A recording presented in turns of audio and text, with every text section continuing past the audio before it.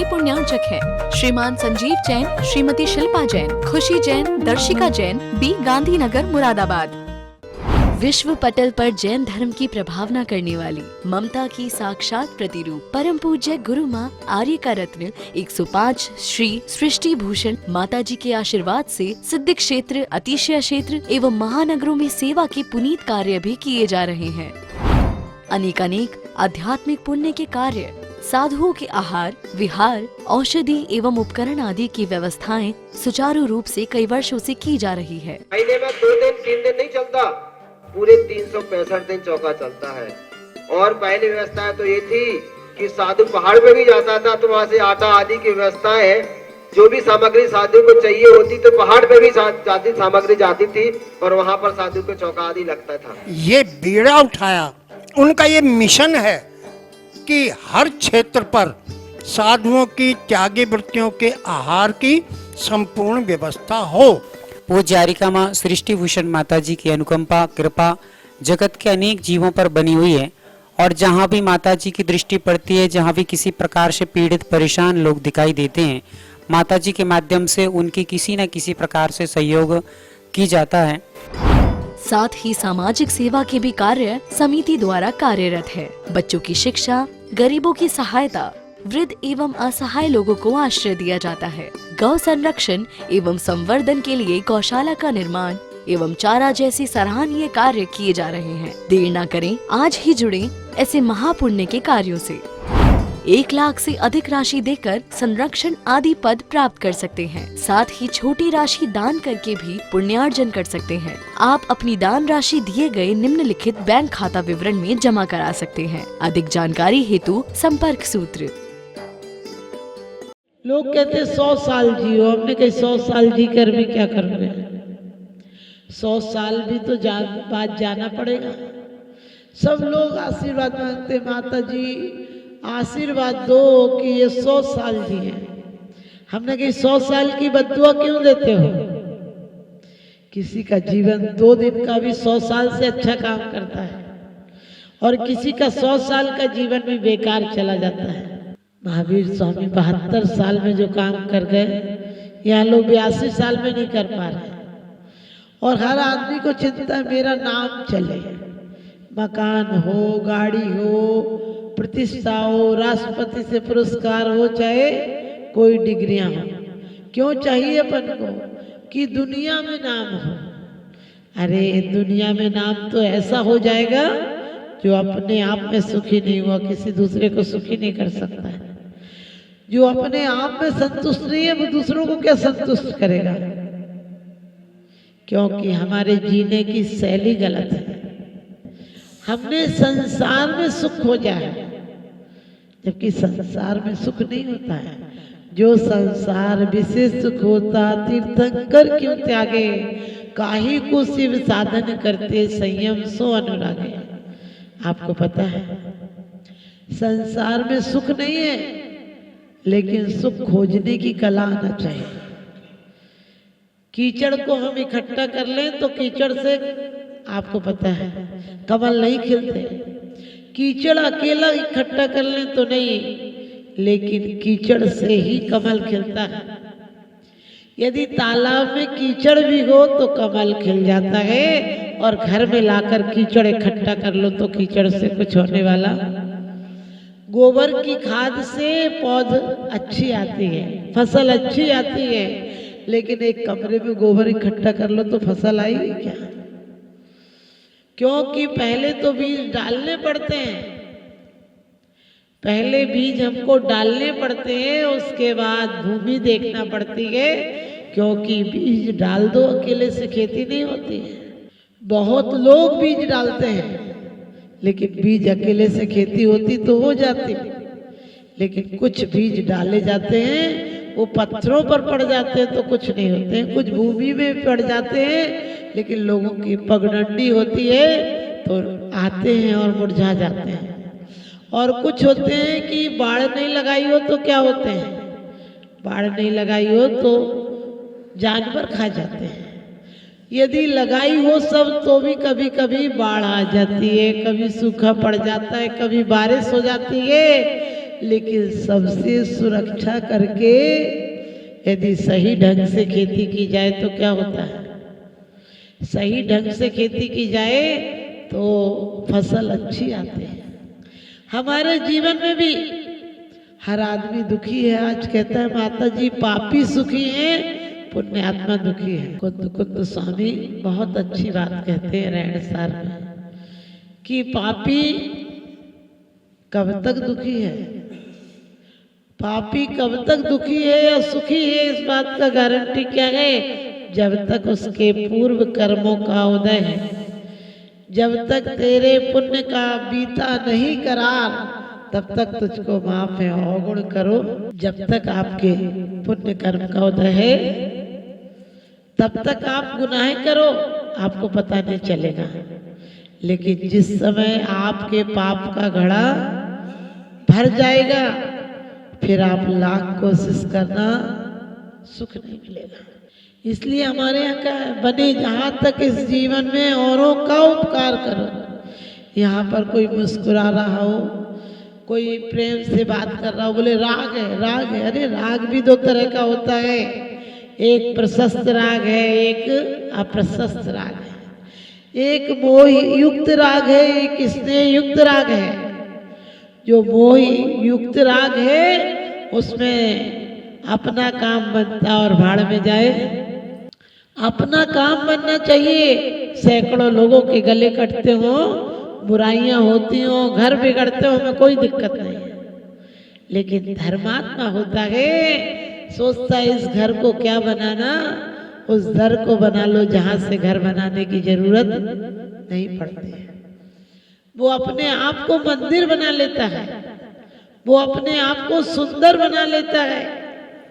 क्योंकि जो ऊर्जा हमारी घृणा, क्रोध, मान, माया, लोभ में लग रही थी, वही ऊर्जा क्या होगी?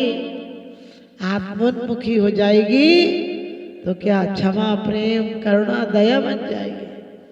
लोग कहते क्रोध नहीं करो, क्रोध नहीं करो। हमने कही क्रोध नहीं करो, तुम्हारे बस में नहीं है। क्रोध आता है तो पता चलता है नहीं। क्रोध आने के पहले सोचो क्यों आया, आने के समय भी सोचो आने वाला है, बिल्कुल नहीं आएगा।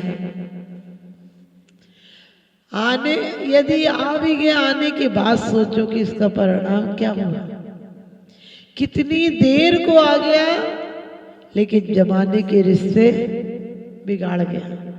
इतना विवेक आ जाए तो कहने और कसम खाने की जरूरत नहीं पड़ेगी कि मैं सौगंध खाता हूँ। उत्तम क्षमा की फेरने की माला की जरूरत नहीं पड़ेगी। क्योंकि एक बार पता चल जाए, हमने आचार्यों के वचन सुने हैं लेकिन उन पर अमल किया है। आचार्य कहते 3 लोक में ऐसा कौन सा जीव है जो हमारा मित्र और शत्रु का संबंध नहीं रहा है।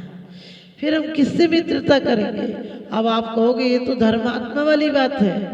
हम संसार में हैं तो हमें करना पड़ता है।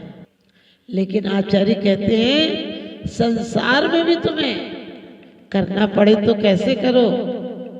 जैसे कि नौकर करता है, जैसे मुनीम करता है। मुनीम बिल्कुल हिसाब समय से ठीक से करता है। लेकिन सच बताना, घाटा पड़ जाए तो मुनीम के अंदर दुख नहीं होता है, मुनीम बाहर से दुखी होता है। इसी प्रकार से हमारा चलना फिरना पूजा हो जाए। हमारा चले तो ऐसे देख के चले, बोले तो सोच कर बोले। बोलने के पहले सोचने वाले को जिंदगी भर नहीं सोचना पड़ता है। हमारा धर्म कोई बहुत बड़ी चीज नहीं है कि हमें जीवन से निगेटिव सोच ले जाए। हमारा जीवन में पॉजिटिव सोच लेता है, हमारे जीवन में सकारात्मक सोच देता धर्म हमारे को। क्योंकि जीवन में धर्म है तो आदमी को इनकम टैक्स का छापा नहीं पड़ेगा, कोर्ट कचहरी नहीं जाना पड़ेगा, जेल नहीं जाना पड़ेगा। क्योंकि हिंसा, झूठ, चोरी, कुशील और परिग्रह पाप बीजे सुखे नास्ता, ये पाप के बीज हैं संसार। हर आदमी कहता है माता जी क्या करें कि सुख हो जाए। हमने कहा आचार्यों के बताए हुए मार्ग पर चलो। क्योंकि सुख तो अंदर में है, हम ढूंढ बाहर रहे हैं। सुख अंदर में है, ढूंढ बाहर में रहे हैं। और यही कारण है कि आदमी मरते टाइम बड़ा दुखी होकर मरता है। आपने देखा, मरते टाइम पूरे जीवन हम मौत से बचने के उपाय करते हैं, चाहे धन हो, पैसा हो, परिवार हो, प्रतिष्ठा हो, पद हो, कोई भी हो। हम सोचते पद बड़ा होगा तो हमें कौन मार पाएगा, पैसा होगा तो हम सुरक्षा का इंतजाम कर लेंगे। लेकिन सच बताना, धर्मात्मा को तो मौत मारती नहीं है, क्योंकि वो तो जीते जी मर जाता है, जद्दोजहद छोड़ देता है। संत का दूसरा नाम रखा जाता है। क्यों रखा जाता है? क्योंकि जो नाम उसका था, उससे नाम धाम से वैराग हो गया। वो जानता है ये सब यही के थे, लेकिन नया नाम मिल जाता है। और नया नाम नहीं मिलता है, नया अंदर में आयाम मिल जाता है। क्योंकि एक बार एक पिताजी ने ये देखने के लिए कि तीनों लड़के जिद कर रहे थे कि हम राज्य पर बैठेंगे, अब राज्य तो एक ही को दिया जा सकता है, और कुछ बीज दिए, उन्हें एक एक बोरी गेहूं दिया और कहा तुम्हारी फसल हम देखेंगे। कुछ दिन को बाहर जा रहे हैं, फसल देखेंगे, लौट के आएंगे तुम्हारे गेहूं हमें वापस कर देना।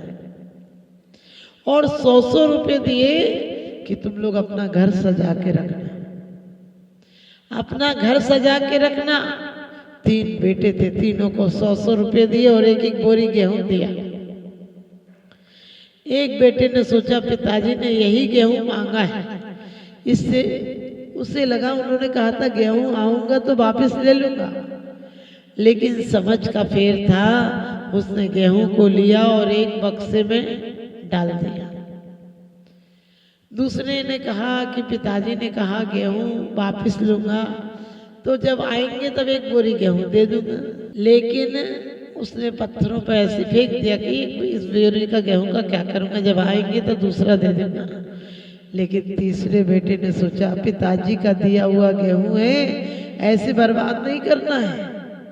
उसने लिया, पहले जमीन को बोया, बोने योग्य किया, कंकड़ पत्थर हटाए, झाड़ झंकड़ हटाए, और भूमि जब क्रस हो गई तब उसमें बीज डाल दिया।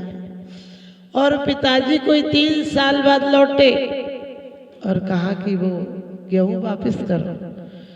बड़े बेटे ने खुशी से कहा पिताजी मैंने बिल्कुल अच्छे से रखा है गेहूं। और बक्से को देखा तो गेहूं तो था नहीं, बक्से में तो घुन लग के, आप समझ गए, कुछ कीड़े और वो भूसा सा भरा हुआ था। और दूसरे ने कहा पिताजी अभी ला कर देता हूँ। पिताजी ने कहा वही चाहिए। बोले, कहने लगे बहुत, वही तो मैंने फेंक दिया था, एक बोरा गेहूं को भी क्या सहेज के रखता। तीसरे से कहा बेटा गेहूं। बोले पिताजी ट्रैक्टर ट्रॉली लगवा देता हूँ, वो गेहूं अब बोरी में नहीं आएंगे, अब 1 बोरी 2 बोरी में नहीं आएंगे, अब तो कई ट्रॉली लगवाना पड़ेगी। और पिताजी समझ गए तो देखा कि गोदाम के गोदाम गेहूं भरे हैं। और कहा चलो तुम्हारा घर भरे कि नहीं। बड़े बेटे ने वही कहा कि आप चिंता नहीं करो, अरे हमने घर को पूरा भरा है, इन लोगों ने तो कुछ भी नहीं किया है। और कहते हैं उसके घर गए तो उसने नगर पालिका वालों से बात कर ली थी, कचड़े की ट्रॉलियां भरवा दी थी अपने घर में। अब इतनी बदबू की घुसना मुश्किल। पिताजी बाहर से लौट आए, दूसरे से कहा तूने क्या किया। कहने लगे मैं बहुत सोचता रहा 100 रुपए से क्या करूंगा, सोचते सोचते मैं बीमार पड़ गया और 100 रुपए की दवाई खा ली। तीसरे से कहा तूने बेटा। बोले आप चल के खुद देख लो। 100 रुपए से मैंने 25 रुपए की कलई और गेरुआ दिलाया, मकान को अच्छी जगह साफ सुथरा करके झाड़ पोंछ के रंग रोगन किया, कुछ पैसे की मैं अगरबत्ती और घी और रुई लाया। आप चल कर देखो। और थोड़े से पैसे उसमें से बच गए थे, तो मैंने वहां पर, आप तो चल कर देखो। अरे पिताजी गए तो दूर से ही खुशबू आ रही थी, उजाला फैला हुआ था, घी का दीपक जल रहे थे घर में, और कुछ बैठे हुए लोग भजन कीर्तन कर रहे थे। वहां तो जो आया उसी का मन ठहर गया कि वहां ये घर है, ये तो मंदिर बन गया। आप भी जीवन में ध्यान रखना, बीजी राखी फल भोगिवे, ज्यों किसान जग माहे, त्यों चक्री नृप सुख करे, धर्म विसारे ना। बीज राख फल भोगवे, ज्यों किसान जग माहे, त्यों चक्री नृप सुख करे, धर्म विसारे ना। विश्व पटल पर जैन धर्म की प्रभावना करने वाली ममता की साक्षात प्रतिरूप परम पूज्य गुरु माँ आर्य का रत्न 105 श्री सृष्टि भूषण माता जी के आशीर्वाद से सिद्ध क्षेत्र, अतिशय क्षेत्र एवं महानगरों में सेवा के पुनीत कार्य भी किए जा रहे हैं। अनेकानेक आध्यात्मिक पुण्य के कार्य, साधुओं के आहार, विहार, औषधि एवं उपकरण आदि की व्यवस्थाएं सुचारू रूप से कई वर्षों से की जा रही है। महीने में 2 दिन 3 दिन नहीं चलता, पूरे 365 दिन चौका चलता है। और पहली व्यवस्था तो ये थी कि साधु पहाड़ पे भी जाता था तो वहाँ से आटा आदि की व्यवस्था है, जो भी सामग्री साधु को चाहिए होती तो पहाड़ पे भी जाती सामग्री जाती थी और वहाँ पर साधु को चौका आदि लगता था। ये बीड़ा उठाया, उनका ये मिशन है कि हर क्षेत्र पर साधुओं की त्यागी वृत्तियों के आहार की संपूर्ण व्यवस्था हो। पूज्य आर्यिका माँ सृष्टि भूषण माता जी की अनुकंपा कृपा जगत के अनेक जीवों पर बनी हुई है, और जहाँ भी माता जी की दृष्टि पड़ती है, जहाँ भी किसी प्रकार से पीड़ित परेशान लोग दिखाई देते हैं, माता जी के माध्यम से उनकी किसी न किसी प्रकार से सहयोग की जाता है। साथ ही सामाजिक सेवा के भी कार्य समिति द्वारा कार्यरत है। बच्चों की शिक्षा, गरीबों की सहायता, वृद्ध एवं असहाय लोगों को आश्रय दिया जाता है। गौ संरक्षण एवं संवर्धन के लिए गौशाला का निर्माण एवं चारा जैसी सराहनीय कार्य किए जा रहे हैं। देर न करें, आज ही जुड़ें ऐसे महापुण्य के कार्यों से। 1 लाख से अधिक राशि देकर संरक्षण आदि पद प्राप्त कर सकते हैं। साथ ही छोटी राशि दान करके भी पुण्यार्जन कर सकते हैं। आप अपनी दान राशि दिए गए निम्नलिखित बैंक खाता विवरण में जमा करा सकते हैं। अधिक जानकारी हेतु संपर्क सूत्र। इस कार्यक्रम के पुण्यार्चक हैं श्रीमान संजीव जैन, श्रीमती शिल्पा जैन, खुशी जैन, दर्शिका जैन, बी गांधीनगर, मुरादाबाद।